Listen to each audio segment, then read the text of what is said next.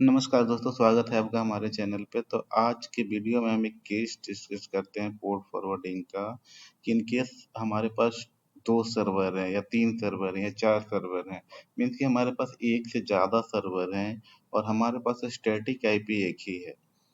Suppose हमने broadband connection ले रखा है, तो ब्रॉडबैंड कनेक्शन में जनरली क्या होता है कि वो एक ही स्टैटिक आईपी प्रोवाइड करते हैं और वो आईपी हम अपने वैन पोर्ट पे कॉन्फ़िगर कर देते हैं फायरवॉल के वैन पोर्ट पे।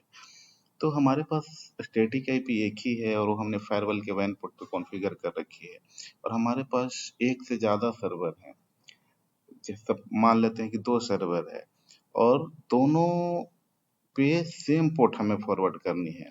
जैसे कि एग्जांपल के लिए मैं मान लेता हूँ कि हमारे पास एक सर्वर है टर्मिनल सर्वर 1 जिसका लोकल आईपी है 192.168.1.100 और दूसरा सर्वर है टर्मिनल सर्वर 2 और लोकल आईपी है 192.168.1.11।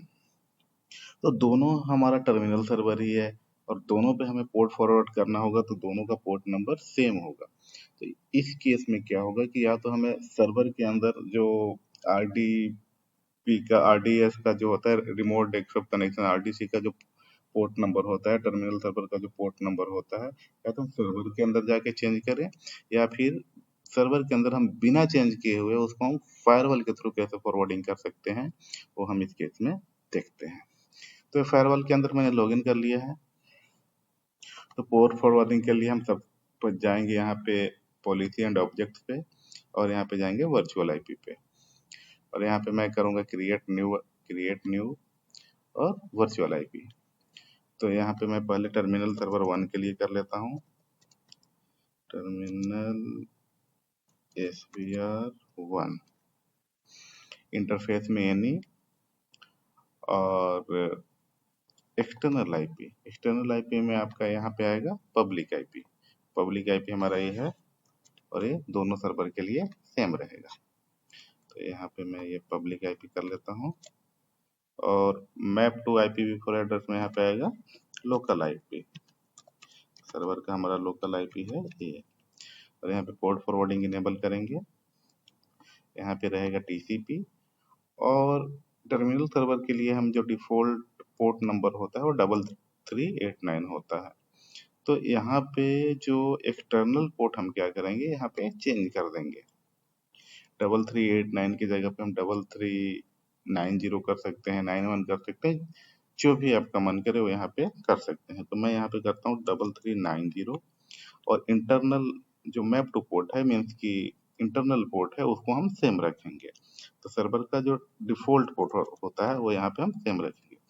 तो ये क्या होगा कि एक्सटर्नल से आएगा इस आईपी से ही, ये पब्लिक आईपी से हम जब एक्सेस करेंगे और ये कॉलम करके पोर्ट नंबर लगाएंगे तो सीधे हमारा ये लोकल आईपी इस पे और इस पोर्ट नंबर पे ये फॉरवर्ड कर देगा।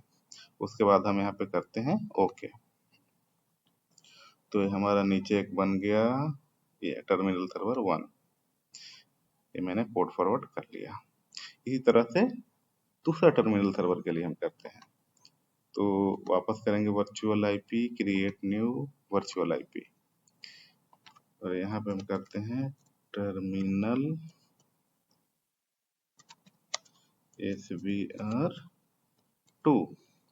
यहाँ पे एनी रहेगा और एक्सटर्नल आईपी में हमारा पब्लिक आईपी जो कि दोनों सर्वर के लिए सेम है क्योंकि हमने एक ही पब्लिक आईपी लिया हुआ है 23.45 ये पब्लिक आईपी है हमारा और यहाँ पे मैप टू एड्रेस में आएगा आपका दूसरे सर्वर का लोकल आईपी।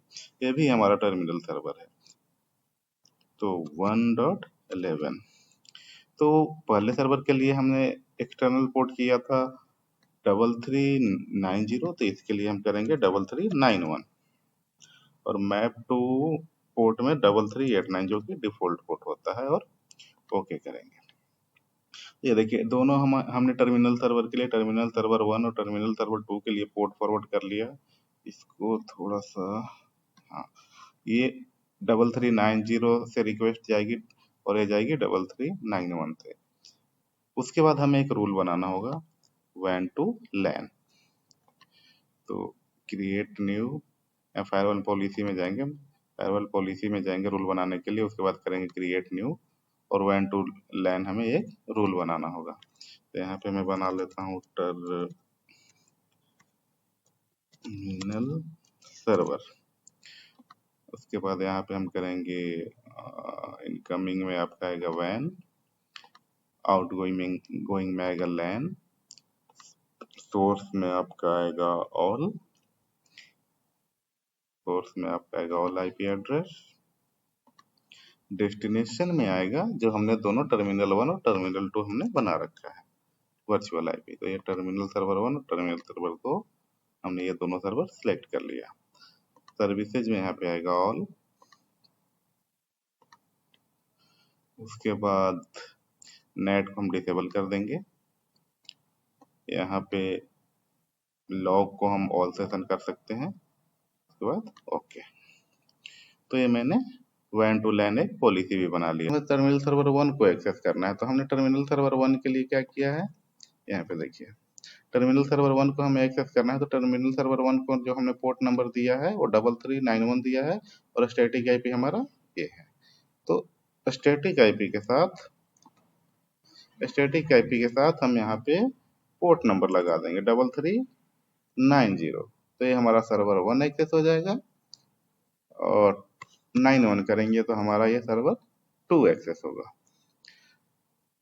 तो इस वीडियो में इतना ही, मिलते हैं नेक्स्ट वीडियो में।